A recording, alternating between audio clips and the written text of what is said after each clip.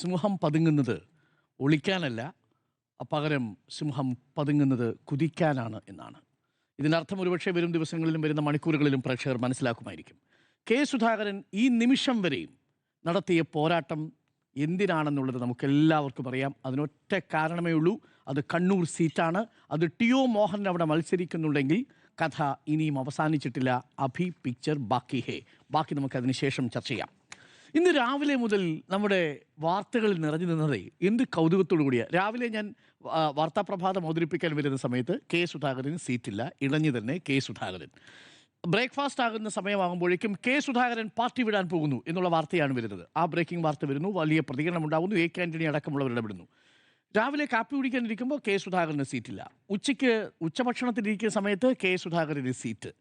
അത് കഴിഞ്ഞ് വൈകുന്നേരം ചായ കൂടി വരുന്ന സമയത്ത് വീണ്ടും കെ സുധാകരന് സീറ്റില്ല. രാത്രിയാകുമ്പോഴേക്കും കെ സുധാകരൻ അനുനയപ്പെടുന്നു. ഇതാണ് സംഭവിക്കുന്നത്. 12 മണി പത്രസമ്മേളനം പത്രസമ്മേളനം മാറ്റിവെക്കുന്നു. 2 തവണ മാറ്റിവെച്ചിട്ടുണ്ട് പത്രസമ്മേളനം. ഇതാണ് ഇപ്പോൾ സംഭവിച്ചുകൊണ്ടിരിക്കുന്നത്. ഇതെന്താണ് സംഭവിക്കുന്നത് എന്നുള്ളത് പകച്ചു നിൽക്കുന്ന കോൺഗ്രസ് നേതൃത്വത്തെയാണ് കാണുന്നത്. അതിനിടയിൽ മണിക്കൂറുകൾ പലത് കടന്നുപോയി. ഇപ്പോൾ 100 മണിക്കൂർ കഴിഞ്ഞ് 101 മണിക്കൂറിലായി. എവിടെ പട്ടിക? 40 പേരുടെ സ്ഥാനാർത്ഥി പട്ടിക എവിടെ? ഒറ്റ സ്ഥാനാർത്ഥിത്വത്തിലാണ് തട്ടി നിന്നതെങ്കിൽ ഇന്ന് നാമനിർദ്ദേശ പത്രിക കൊടുക്കേണ്ടവരാണിവർ. നാമനിർദ്ദേശ പത്രിക കൊടുത്തില്ല. അതിനേക്കാളേറെ സങ്കടം എന്താണെന്നറിയാമോ? ഇന്ന് കേരളത്തിലെ ഈ 40 സ്ഥാനാർത്ഥികളുടെയും നിയോജക മണ്ഡലങ്ങളുടെ 2 ലാപ്പ് പൂർത്തിയാക്കി കഴിഞ്ഞു. CPM സ്ഥാനാർത്ഥികളുടെ പ്രചരണ റാലി 2 ലാപ്പ് പൂർത്തിയായി കഴിഞ്ഞു. ഞാൻ ഇന്നലെ പറഞ്ഞതുപോലെ വേലിക്കെട്ടിനുള്ളിൽ, മതിൽക്കെട്ടിനുള്ളിൽ നിന്നുകൊണ്ട് CPM സ്ഥാനാർത്ഥിയുടെ പ്രചരണം കാണാൻ വിധിക്കപ്പെട്ട പ്രവർത്തകരെയും അണികളെയും ഓർത്താണ് എനിക്ക് സങ്കടമുള്ളത്. എപ്പോഴും നമ്മൾ പറയാറുണ്ട്, അധികാരം ദുഷിപ്പിക്കുമെന്ന് ലോർഡ് ആക്ടൺ പറഞ്ഞത് ശരിയാണ്. ദുഷിപ്പിക്കാത്ത മനുഷ്യരും നമ്മുടെ നാട്ടിലുണ്ട് എന്നതിന് ഒരുപാട് തെളിവുകളുണ്ട്. പക്ഷേ ഈ പട്ടിക നോക്കുമ്പോൾ വളരെ കൗതുകമാണ് എനിക്ക് വരുന്നത്. വൈരുദ്ധ്യങ്ങൾ നിറഞ്ഞിരിക്കുന്ന ഒരു പട്ടിക കാണുന്നത്. ഇന്ന് വി ഡി സതീശൻ എന്താ പറഞ്ഞത്? മാധ്യമപ്രവർത്തകരോട് വളരെ ആത്മവിശ്വാസം വീണ്ടെടുത്തുകൊണ്ട് വി ഡി സതീശൻ പറയുന്നുണ്ടായിരുന്നു, വേണോ വിസ്മയം, ഇനിയും വേണോ വിസ്മയം എന്ന് പറയുന്നുണ്ട്. ഞാനൊന്ന് എണ്ണി നോക്കിയപ്പോൾ പാറശാലയിൽ നെയ്യാറ്റിൻകര സനൽ ഒരു വിസ്മയമാണ്, തളിപ്പറമ്പിൽ വിജിൽ മോഹൻ ഒരു വിസ്മയമാണ്, അമ്പലപ്പുഴയിൽ ഷാനു ഭൂട്ടോ ഒരു വിസ്മയമാണ്, BJPയിലേക്ക് പോയ ജോബ് ഒരു വിസ്മയമാണ്, കുട്ടനാട്ടിൽ സജി ജോസഫ് ഒരു വിസ്മയമാണ്, ഏറ്റുമാനൂരിൽ ജോസഫ് സി മാത്യു ഒരു വിസ്മയമാകാൻ പോകുന്നു, ജോസഫ് വാഴയ്ക്കൻ ഒരു വിസ്മയമാകാൻ പോകുന്നു, പെരുമ്പാവൂരിൽ എൽദോസ് കുന്നപ്പള്ളിയുടെ സംഘം തെരുവിലിറങ്ങി ഇപ്പോൾ വിസ്മയം തീർത്തുകൊണ്ടിരിക്കുന്നു, തൃക്കരിപ്പൂരിൽ സന്ദീപ് വാര്യർക്കെതിരെ പടയൊരുക്കം നടത്തിയ ജില്ലാ നേതൃത്വം വിസ്മയമായിരുന്നു, തൽക്കാലം നടങ്ങിയിട്ടുണ്ട്. ചിറയൻകീഴ് രമ്യ ഹരിദാസിനെതിരെ പോസ്റ്റർ ഒട്ടിക്കുകയും KPCC അധ്യക്ഷന്റെ അടക്കം കോലം കത്തിക്കുകയും ചെയ്ത മണ്ഡലം പ്രസിഡന്റുമാർ മറ്റൊരു വിസ്മയമായിരുന്നു. അലോഷ്യസ് സേവ്യർ രാജി സമർപ്പിച്ചുകൊണ്ട് മറ്റൊരു വിസ്മയം തീർത്തിട്ടുണ്ട്. ഇനിയും വേണോ വിസ്മയം? ഇതൊക്കെ തിരിച്ചു വന്ന ആൾക്കാരുണ്ടല്ലോ ഈ കൂട്ടത്തിൽ പറഞ്ഞു. അതെ, അലോഷ്യസ് സേവ്യർ രാജി വെച്ചു, രാജി പിൻവലിച്ചു. എന്താ കാരണം? എന്താ രാജി വയ്ക്കാനുള്ള കാരണം? 2 ഇടങ്ങളിൽ സീറ്റ് കൊടുക്കാൻ തീരുമാനിച്ചു. ഒന്ന് ഇടുക്കിയിൽ കൊടുക്കാൻ തീരുമാനിച്ചപ്പോൾ റോയ് പൗലോസ് അടഞ്ഞു. അപ്പോൾ അലോഷ്യസ് സേവ്യറിനെ ഇറക്കുമതി സ്ഥാനാർത്ഥിയെ വേണ്ട എന്ന് പറഞ്ഞ് എങ്ങോട്ട് വിട്ടു? പൂഞ്ഞാറിലേക്ക് വിട്ടു. പൂഞ്ഞാറിൽ ചെല്ലുമ്പോൾ പൂഞ്ഞാറിൽ വരുന്നു മുദ്രാവാക്യം, ഇവിടെയും ഇറക്കുമതി സ്ഥാനാർത്ഥി വേണ്ട. കേരളത്തിൽ എടുക്കാച്ചരക്കായി ഒരു KSU അധ്യക്ഷൻ മാറുന്ന ഒരു അവസ്ഥയുണ്ടായത് എങ്ങനെയാണ് സ്മൃതി? ഇതാണ് വിസ്മയം. അങ്ങനെ ഉണ്ടായ ചരിത്രമുണ്ടോ? ഒരു യുവജന സംഘടനയുടെ നേതാവിന് ഇതേ പരിഗണന നൽകിയാൽ മതിയോ? കേരളത്തിലെ പ്രധാനപ്പെട്ട യുവ കോൺഗ്രസ് നേതാക്കൾക്ക് എവിടെയാണ് നിങ്ങൾ അവരെ സ്ഥാനാർത്ഥി അംഗീകരിച്ചിരിക്കുന്നത്? വളരെ പ്രധാനപ്പെട്ട കാര്യമല്ല, റീസണബിൾ ക്ലെയിമാണ്. റീസണബിൾ ക്ലെയിമുള്ള എത്രയോ പേരുണ്ട്. ഞാനൊരു ഉദാഹരണം പറയാം, അധികമാരും ചർച്ച ചെയ്യാതെ പോയതാണ്. ഒറ്റപ്പാലത്ത് ഒരു ഹരിഗോവിന്ദ മാഷുണ്ട്, അറിയാമോ? P. സരിന് അന്ന് ഒറ്റപ്പാലം 2016 ഒഴിഞ്ഞു കൊടുക്കുന്ന സമയത്ത് അന്ന് ഹരിഗോവിന്ദ മാഷാണെന്ന് അവിടെ ക്ലെയിം ഉള്ളത്. അവിടെ ഒരു തരത്തിലും സംഘടനാ വിരുദ്ധ പ്രവർത്തനം നടത്താത്ത മനുഷ്യനാണ് ഹരിഗോവിന്ദ മാഷ്. ആ ഒറ്റപ്പാലം കോൺസ്റ്റിറ്റ്യുവൻസി ഹരിഗോവിന്ദ മാഷിനുള്ളതായിരുന്നു. അന്ന് സരിന് വേണ്ടി ഒഴിഞ്ഞു കൊടുത്തു. അതിനുശേഷം പിന്നീട് എന്താ സംഭവിച്ചത്? പിന്നീട് ഉപതെരഞ്ഞെടുപ്പിലടക്കം സരിൻ മറ്റൊരു പാർട്ടിയിലേക്ക് പോയി. ഹരിഗോവിന്ദ മാഷിന് കൊടുക്കേണ്ടിയിരിക്കുന്ന സീറ്റ് ആർക്കാ കൊടുത്തിരിക്കുന്നത്? PK ശശിക്ക് കൊടുക്കാൻ തീരുമാനിച്ചിരിക്കുക. ഇത് നീതിയുക്തമാണോ? ഒടുവിൽ ഹരിഗോവിന്ദ മാഷ് പിണങ്ങിയില്ല. ഹരിഗോവിന്ദ മാഷ് വേദനയോടെ വലിയ വിജയസാധ്യതയില്ലാത്ത ഷൊർണൂർ മണ്ഡലത്തിൽ ഇപ്പോൾ മത്സരിക്കാൻ തയ്യാറെടുത്തുകൊണ്ട് നിൽക്കുക. ഇത് അനീതിയല്ലേ ഒരർത്ഥത്തിൽ? ഇനി ഞാൻ പറയാം, ഇപ്പോൾ തൃപ്പൂണിത്തുറയിൽ സ്ഥാനാർത്ഥി ഇതുവരെയും നമ്മുടെ അറിവിലായിട്ടില്ല. എത്ര പേരുകളാണ് തൃപ്പൂണിത്തുറയിൽ നിർദ്ദേശിച്ചിരിക്കുന്ന പേരറിയാമോ? ദീപക് ജോയ്. ആരായിരുന്നു ദീപക് ജോയ്? ഈ ചർച്ചയിലേക്ക് വരുന്നതിന് മുമ്പ് എനിക്ക് കൃത്യമായി ദീപക് ജോയെ കുറിച്ച് അറിവില്ലായിരുന്നു. എൻ്റെ ഒരു അറിവുകേടായിട്ട് കൂട്ടിക്കോ. സ്മൃതിക്ക് ഒരു പക്ഷേ അത്ര വലിയ ധാരണ ഉണ്ടാകണമെന്ന് സാധ്യതയില്ല. വൈപ്പിനിൽ മത്സരിച്ച സ്ഥാനാർത്ഥിയെ ദീപക് ജോയ് എപ്പോൾ? 2021. എന്നിട്ട് എന്ത് സംഭവിച്ചു? വൈപ്പിനിൽ തോറ്റു. എന്നിട്ട് പിന്നീട് എന്ത് സംഭവിച്ചു? ഒരു കോർപ്പറേഷൻ തെരഞ്ഞെടുപ്പിൽ നിർത്തി, കൗൺസിലറാക്കി, മുനിസിപ്പാലിറ്റിയിൽ നിർത്തി, അതിനുശേഷം അവിടെ ഡെപ്യൂട്ടി മേയറാക്കി. പോരെ ദീപക് ജോയിക്ക്? എന്താ ദീപക് ജോയിയുടെ പാർട്ടിയുമായിട്ടുള്ള ബന്ധം? ദീപക് ജോയി ഉമ്മൻചാണ്ടിയുടെ അനുയായിയാണ്. ദീപക് ജോയി എ ഗ്രൂപ്പിന്റെ കരുത്തനായ നേതാവാണ് എന്ന് ചിലർ ധരിക്കുന്നു. കരുത്തനായ നേതാവല്ല, എ ഗ്രൂപ്പിന്റെ പ്രതിനിധിയായി കെ ബാബുവിന്റെ നോമിനിയായിട്ട് വരുന്ന സ്ഥാനാർത്ഥി. എങ്ങനെയാണ് തുടർച്ചയായിട്ട് ദീപക് ജോയിക്ക് ഇത്രയും അധികം പ്രാധാന്യം കിട്ടുന്നത്? അവഗണിക്കപ്പെട്ടു പോയ മനുഷ്യരാരാ? ലിജുവിന്റെ പാർട്ടി ചരിത്രത്തിന്റെ ഏതെങ്കിലും തൊട്ടടുത്ത് വയ്ക്കാൻ പറ്റുമോ ദീപക് ജോയിയുടെ ചരിത്രം? വയ്ക്കാൻ പറ്റില്ലല്ലോ. ഇനി വേണ്ട, രാജു പി നായരെ അവിടെ പരിഗണിക്കുന്നുവെന്നായിരുന്നു നമ്മൾ കരുതിയിരുന്നത്. വളരെ റീസണബിളായിട്ട് അവിടെ പരിഗണിക്കപ്പെടേണ്ട നേതാവാണ്. 3 പതിറ്റാണ്ടിന്റെ രാഷ്ട്രീയ പാരമ്പര്യമുണ്ട് രാജു പി നായർക്ക്. രാജു പി നായർ 10 സംസ്ഥാനങ്ങളിൽ തെരഞ്ഞെടുപ്പിന്റെ യുവ കോർഡിനേറ്ററായിട്ട് പ്രവർത്തിച്ച മനുഷ്യനാണ്. പ്രിയങ്ക ഗാന്ധിയുടെയും രാഹുൽ ഗാന്ധിയുടെയും മീഡിയ ടീമിൽ ഉണ്ടായിരുന്നയാളാ ഈ പറയുന്ന രാജു പി നായർ. ആ രാജു പി നായരുടെ നേതൃത്വത്തിലാണ് 73 CPM പ്രവർത്തകരെ തൃപ്പൂണിത്തുറയിൽ ഈ പാർട്ടിയിലേക്ക് ലയിപ്പിച്ചത്. ആ മണ്ഡലത്തിൽ ജനിച്ച് ആ മണ്ഡലത്തിൽ പ്രവർത്തിച്ചു വന്ന 3 പതിറ്റാണ്ട് അനുഭവ പരിചയമുള്ളൊരു നേതാവിനെ അവിടെ നിന്ന് മാറ്റി നിർത്തി. പകരം ദീപക് ജോയ് എന്ന് പറയുന്ന വൈപ്പിനിൽ മത്സരിച്ച് പരാജയപ്പെടുത്തി പിന്നീട് വീണ്ടും പരാജയപ്പെട്ട നേതാവായിട്ട് കൂടി കൗൺസിൽ സ്ഥാനം കൊടുത്ത് മത്സരിപ്പിച്ച് ജയിപ്പിച്ച് ഡെപ്യൂട്ടി മേയറാക്കി കൊണ്ടുവന്ന അതേ ആളെ ആരുടെ താല്പര്യപ്രകാരമാണ് നിങ്ങൾ തൃപ്പൂണിത്തുറയിൽ കൊണ്ട് പ്രതീക്ഷിച്ചത്? ചോദ്യം ചോദിക്കുവാണികൾ. ഇതെല്ലാം കണ്ടുകൊണ്ട് നിൽക്കുന്ന ആളുകളുണ്ട്. ഇത് രണ്ടാമത്തെ വിസ്മയം. മൂന്നാമത്തെ പ്രധാനപ്പെട്ട കാര്യമുണ്ട്. ഏറ്റുമാനൂരിൽ എന്താ സംഭവിച്ചിരിക്കുന്നത്? ജോസഫ് വാഴക്കൻ എന്ന് പറയുന്ന സ്ഥാനാർത്ഥി ഏറ്റുമാനൂരിൽ യോഗ്യനായിരുന്നില്ലേ? മൂവാറ്റുപുഴയിൽ നിന്ന് എങ്ങനെയാണ് ജോസഫ് വാഴക്കനെ വെട്ടിയത്? നമുക്കറിയാമല്ലോ. ജോസഫ് വാഴക്കൻ 2016 5000 വോട്ടിനാണ് പരാജയപ്പെടുന്നത്. 2011 മൂവാറ്റുപുഴ മണ്ഡലത്തിന്റെ MLA ആയിരുന്നു ജോസഫ് വാഴക്കൻ. ആ മണ്ഡലത്തിൽ വളരെ കൃത്യമായി പ്രവർത്തിച്ച മനുഷ്യനായിട്ടാണ് ജോസഫ് വാഴക്കനെ നമുക്കറിയാവുന്നത്. ഒരു കാലത്ത് കേരളത്തിലെ ഏറ്റവും മികച്ച പാനലിസ്റ്റുകളിൽ ഒരാളാണ് ജോസഫ് വാഴക്കൻ. ഞാനൊക്കെ ജോസഫ് വാഴക്കനോടൊപ്പം ചർച്ച നടത്തിയിട്ടുണ്ട്. അത്ര സൗമ്യനായും ആഴത്തിലും കാര്യങ്ങൾ പറയുകയും എന്നാൽ വളരെ സൗഹൃദത്തോടു കൂടി പെരുമാറുകയും ചെയ്യുന്ന ജോസഫ് വാഴക്കൻ ഒരു കാലത്ത് കോൺഗ്രസിന്റെ മുഖമായിരുന്നു. ആ ജോസഫ് വാഴക്കൻ 2016 മാത്യു കുളനാടിന് വേണ്ടിയല്ലേ വെട്ടിയത്? ഒടുവിൽ ആ ജോസഫ് വാഴക്കൻ എവിടെ കൊണ്ടുപോയി നിർത്തി? N ജയരാജന്റെ സ്ഥാനാർത്ഥി 21 കൊണ്ടു നിർത്തിയത് കാഞ്ഞിരപ്പള്ളി കൊണ്ടുപോയി നിർത്തി.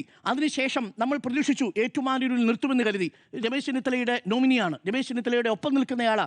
ഊണുറക്കം ഉപേക്ഷിച്ച് എപ്പോഴും രമേശ് ചെന്നിത്തലയുടെ ഒപ്പം നിന്നതാ. പ്രശ്നം എന്താ? എൽദോസ് കുന്നപ്പള്ളിക്ക് വേണ്ടി രമേശ് ചെന്നിത്തല ഏറെ സംസാരിച്ചു. അപ്പോൾ ആരെ മറന്നുപോയി? ജോസഫ് വാഴക്കനെ മറന്നുപോയി. ജോസഫ് വാഴക്കന് സീറ്റില്ല. ഏറ്റുമാനൂരിൽ സീറ്റില്ല.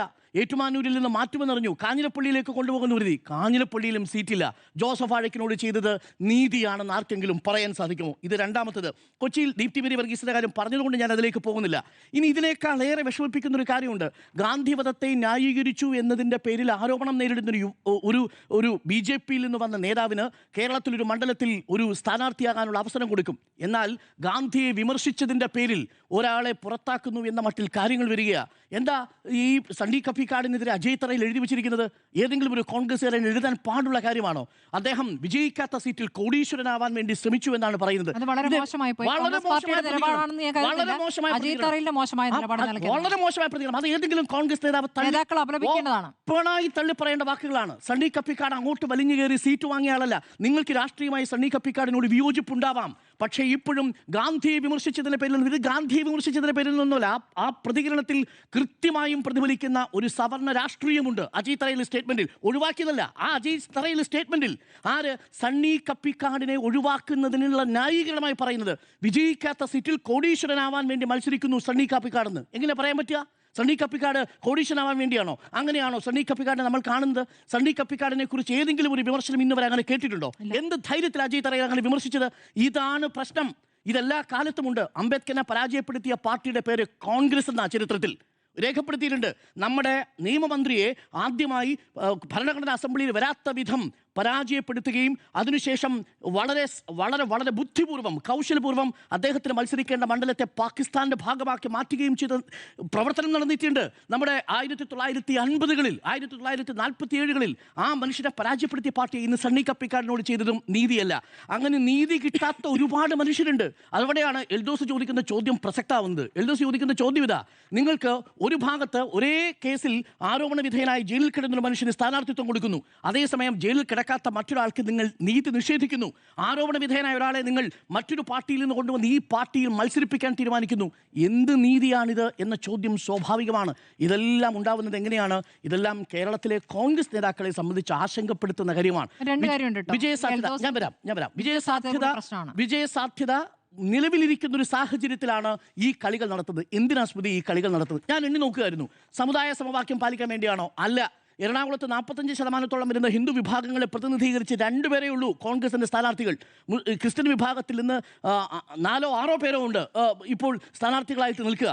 ഇതാണ് ഇവിടുത്തെ കാസ്റ്റ് കോമ്പിനേഷൻസ്. ഞാൻ കൃത്യമായി പറയാം. എറണാകുളത്ത് മാത്രം 45% വരുന്ന ഹിന്ദു വിഭാഗത്തിൽ നിന്ന് 2 പേര്, 38% വരുന്ന ക്രിസ്ത്യൻ കമ്മ്യൂണിറ്റിയിൽ നിന്ന് 8 പേര്, 14.5% വരുന്ന മുസ്ലിമിൽ നിന്ന് 3 പേര്. ഇതാണ് ഇവിടുത്തെ എറണാകുളത്തെ കാസ്റ്റ് ഇക്വേഷൻ. എങ്ങനെ ശരിയാവും? അപ്പോൾ സാമുദായിക സമവാക്യം പാലിക്കാൻ വേണ്ടിയല്ല, നേതാക്കളുടെ ലോയൽറ്റിയാണ് ഇവിടുത്തെ പ്രശ്നം. ഒരു നേതാവിന് വേണ്ടി മറ്റുള്ളവരെ നിലയ്ക്ക് നിർത്തുക അല്ലെങ്കിൽ സ്ഥാനാർത്ഥിയാക്കി നിർത്തുക എന്നുള്ളതാണ്. അപ്പോൾ ഒരു ചോദ്യം ഉണ്ടല്ലോ, വിന്നബിലിറ്റി തൃപ്പൂണിത്തുറയിൽ വിന്നബിലിറ്റി ദീപക് ജോയിക്കാണോ ലിജുവിനാണോ വിന്നബിലിറ്റിയിൽ? ലിജുവിനെ സംബന്ധിച്ച് തൃപ്പൂണിത്തുറയേക്കാൾ ലിജു മറ്റേ അമ്പലപ്പുഴ ഇല്ലെങ്കിൽ അവിടെ പ്രശ്നം എന്താ? അവിടെ ഇപ്പോൾ അരിതയുണ്ടായിരുന്നു. അരിത കഴിഞ്ഞ തവണ വളരെ ശക്തമായ പോരാട്ടം നടത്തി പ്രതിഭയ്ക്കൊപ്പം ഉണ്ടായിരുന്ന. ഞാൻ ഇന്ന് അരിതയുടെ ഒരു ഫേസ്ബുക്ക് പോസ്റ്റ് കണ്ടു. ഈ കാലത്തും നമ്മൾ അഭിനന്ദിക്കേണ്ടതാണ്. ഞാൻ ഇന്നലെ പറഞ്ഞല്ലോ, ഈ പ്രായം ചെന്ന മനുഷ്യരുടെ അധികാരത്തിനു വേണ്ടി ഈ മരണം ഭയന്ന് അപ്രസക്തരാകുമോ എന്ന് ഭയന്ന് പ്രശ്നങ്ങൾ ഉണ്ടാക്കുന്ന കാലത്ത് അരിത ബാബുവിന്റെ ആ ഫേസ്ബുക്ക് പോസ്റ്റ് അല്പം കുളിർമ നൽകുന്ന ഒന്നായി തീർന്നു. അവിടെ ലിജുവിനെ സ്വാഗതം ചെയ്തുകൊണ്ടുള്ളൊരു ഫേസ്ബുക്ക് പോസ്റ്റ് അരിത ഇട്ടിട്ടുണ്ട്. ഇതങ്ങനെയാണോ? ഇപ്പോൾ സ്ഥാനാർത്ഥി വരുന്ന സമയത്ത് ആ സ്ഥാനാർത്ഥി എങ്ങനെ തോൽപ്പിക്കാമെന്ന് കാത്തിരിക്കുന്ന 12ഓളം മണ്ഡലങ്ങളുണ്ട് കേരളത്തിൽ. ഈ മണ്ഡലങ്ങളെയാണ് ഇനി മാനേജ് ചെയ്യേണ്ടത് എന്നുള്ളതാണ് കോൺഗ്രസ് നേരിടുന്ന ഏറ്റവും വലിയ പ്രതിസന്ധി. ഇങ്ങനെയൊരു സംവിധാനം, ഇങ്ങനെയൊരു സാഹചര്യമല്ല യഥാർത്ഥത്തിൽ അണികൾ പ്രതീക്ഷിച്ചിരുന്നത് തെരഞ്ഞെടുപ്പിന് മുൻപ് എന്നുള്ളതാണ്.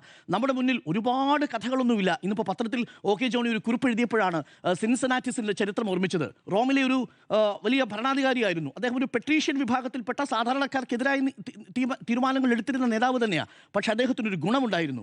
അദ്ദേഹം അധികാരത്തോട് ഗുഡ് ബൈ പറയാൻ ഏത് സമയത്തും തയ്യാറായിരുന്ന മനുഷ്യനാണ്. യുദ്ധം ഉണ്ടാവുന്ന സമയത്ത് അദ്ദേഹത്തെ യുദ്ധം നയിക്കാൻ വേണ്ടിയിട്ട് വിളിക്കുന്നു. അദ്ദേഹം ആ സമയത്ത് അദ്ദേഹത്തിൻ്റെ ഭൂമിയിൽ, കൃഷിഭൂമിയിൽ കൃഷിപ്പണി ചെയ്തുകൊണ്ടിരിക്കുക. അവിടെ നിന്ന് വന്ന് നേരെ റോമിനെ യുദ്ധം നയിപ്പിച്ച് ഒടുവിൽ വിജയിപ്പിച്ചതിന് ശേഷം 16 ദിവസം അധികാരത്തിൽ തുടർന്ന് അധികാരം മറ്റുള്ളവരെ ഏൽപ്പിച്ചിട്ട് അദ്ദേഹം പോകുന്നുണ്ട്. അപ്പോൾ ആൾക്കാർ ചോദിക്കുന്നുണ്ട്, താങ്കൾക്ക് തുടരേണ്ടതില്ലേ എന്ന് ചോദിക്കുന്നുണ്ട്. അപ്പോൾ പറയുന്നു, എനിക്ക് കൂടുതൽ സമാധാനം കിട്ടുന്നത് എൻ്റെ പാടങ്ങളിലാണെന്ന് പറയുന്നു. യുദ്ധത്തിന് വന്നു, വിജയിപ്പിച്ചു, തിരിച്ച് 16 ദിവസത്തിന് ശേഷം കലപ്പയും എടുത്ത് പാടത്തേക്ക് പോയ സിൻസനാറ്റിസിൻ്റെ ചരിത്രം, 2 തവണയിൽ കൂടുതൽ ഒരാളും പ്രസിഡന്റായി ഇരിക്കരുതെന്ന് പറഞ്ഞ് ജോർജ് വാഷിംഗ്ടന്റെ ചരിത്രം, ഇതൊക്കെ നമ്മുടെ മുന്നിലുണ്ട്. ഇതൊന്നുമല്ല, ഗാന്ധിയുടെ ചരിത്രവും നമ്മുടെ മുന്നിലുണ്ട്. അധികാരത്തോട് അകലം പാലിച്ച മനുഷ്യനാണ്. പക്ഷേ ആ പ്രസ്ഥാനം ഈ ഘട്ടത്തിൽ എത്തി നിൽക്കുന്ന അവസ്ഥ എന്നുള്ളത് വളരെ പരിതാപകരമായ അവസ്ഥയാണ്. ഇനിയെങ്കിലും ചുരുങ്ങിയ മണിക്കൂറുകളിൽ കോൺഗ്രസ് തിരിച്ചു വരാനായിട്ടൊരു ശ്രമം നടത്തുക. 100 മണിക്കൂർ പിന്നിട്ടു, പട്ടിക ഈ നിമിഷവും പുറത്തു വന്നിട്ടില്ല എന്നുള്ളതാണ്. പ്രചരണത്തിനു വേണ്ടി സ്ഥാനാർത്ഥികളും അണികളും നിൽക്കുന്നു. ഇന്നലെ ദയനീയമായ ഒരു കാഴ്ചയുണ്ട്, അതുകൂടി പറഞ്ഞ് അവസാനിപ്പിക്കാം. ഇന്നലെ വളരെ വിഷമം തോന്നിയ ഒരു കാഴ്ചയാണ്. നമ്മൾ രാഷ്ട്രീയമായി കോൺഗ്രസിനെയും BJPയും CPMനെയും ഒക്കെ വിമർശിക്കുമ്പോഴും ഇന്നലെ കൊച്ചിയിൽ നമ്മൾ ഈ ചർച്ച നടത്തുന്ന ഇന്നലെ 24 മണിക്കൂർ മുമ്പ് ഷിയാസിന് വേണ്ടിയിട്ട് സാധാരണക്കാരായിട്ടുള്ള പ്രവർത്തകർ ഷിയാസിൻ്റെ ഫ്ലെക്സ് ബോർഡുമായിട്ട് കൊച്ചിയിൽ കാത്തു നിൽക്കുക. എന്തിനാ? റോഡ് ഷോ നടത്താൻ വേണ്ടിയിട്ട് വാഹനവും തയ്യാറാക്കി, ഫ്ലെക്സ് ബോർഡും കൊടിയും തയ്യാറാക്കി. രാത്രി 11 മണിക്ക് നോക്കൂ, ഇന്ത്യ പാകിസ്ഥാൻ ക്രിക്കറ്റ് മാച്ചിൽ ഇന്ത്യ ജയിക്കുമ്പോൾ പതാക എടുത്ത് വീശി ആഹ്ലാദിക്കാൻ നിൽക്കുന്ന മനുഷ്യരെ പോലെ ഷിയാസിൻ്റെ പേരൊന്ന് പ്രഖ്യാപിക്കാൻ വേണ്ടിയിട്ട് കാത്തു നിൽക്കുക. മറുഭാഗത്തോ അവിടെ പോസ്റ്റ് അടിച്ച് നിൽക്കുന്ന ദീപ്തിയുടെ ചിത്രമാണ് വരുന്നത്. 2 ചിത്രങ്ങളും നമ്മുടെ മുന്നിൽ ഒരേ ഫ്രെയിമിൽ നിൽക്കുന്നുണ്ട്. 2 ഫ്ലെക്സ് ബോർഡുകളും നിൽക്കുന്നുണ്ട്. പ്രവർത്തകർ ഇവിടെയുണ്ട്. ഒടുവിൽ സുബ്രഹ്മണ്യൻ എന്ന് പറയുന്ന നേതാവ് വന്നിട്ട് ഈ പ്രവർത്തകരോട് പറയുന്നുണ്ട്, ഇന്നിനി വരത്തില്ല കേട്ടോ എന്ന് പറയുമ്പോൾ തല കുമ്പിട്ടു മടങ്ങുന്ന ചില പ്രവർത്തകരുണ്ട്. അവർ ഒരു സ്ഥാനമാനത്തിനും വേണ്ടിയല്ല ഇന്നലെ റോഡ് ഷോയ്ക്ക് വന്നത്. അവരെപ്പോലുള്ള നിരവധി കോൺഗ്രസ് പ്രവർത്തകർ, 33 ലക്ഷത്തോളം കോൺഗ്രസ് പ്രവർത്തകർ അവരവരുടെ മണ്ഡലങ്ങളിൽ, അവരവരുടെ പഞ്ചായത്തുകളിൽ ഈ പാർട്ടിയെ വിജയിപ്പിക്കാൻ വേണ്ടി അഹോരാത്രം ശ്രമിക്കുന്നുണ്ട്, പണിയെടുക്കുന്നുണ്ട്, അവർ ഉറങ്ങാതിരിക്കുന്നുണ്ട്. അതിൻ്റെയൊക്കെ ഫലമാണ് ഈ പറയുന്ന നേതാക്കൾ അനുഭവിച്ചത്. ആ നേതാക്കളുടെ കുട്ടിപ്പട്ടാളത്തിന് തങ്ങൾക്കിഷ്ടപ്പെട്ടവർക്ക് സീറ്റ് വീതം വെച്ച് കൊടുക്കാൻ ശ്രമിച്ചാൽ ഈ പാർട്ടിയെ നിങ്ങൾ കൊണ്ടെത്തിക്കുന്നത് വലിയ അപകടത്തിലായിരിക്കും. ത്രിപുരയും അരുണാചൽ പ്രദേശും ഒക്കെ നമ്മുടെ മുന്നിൽ വലിയ തെളിവായിട്ട് നിൽക്കുന്നുണ്ടെന്ന് മാത്രമേ എനിക്ക് പറയാനുള്ളൂ. അത്യന്തം നിർഭാഗ്യകരമാണ് ഈ സാഹചര്യം. പക്ഷേ അപ്പോഴും കെ സുധാകരൻ്റെ വാക്കുകൾ അല്പമെങ്കിലും ഈ ഇരുട്ടിൽ പ്രതീക്ഷ നൽകുന്ന ഒന്നാണ്.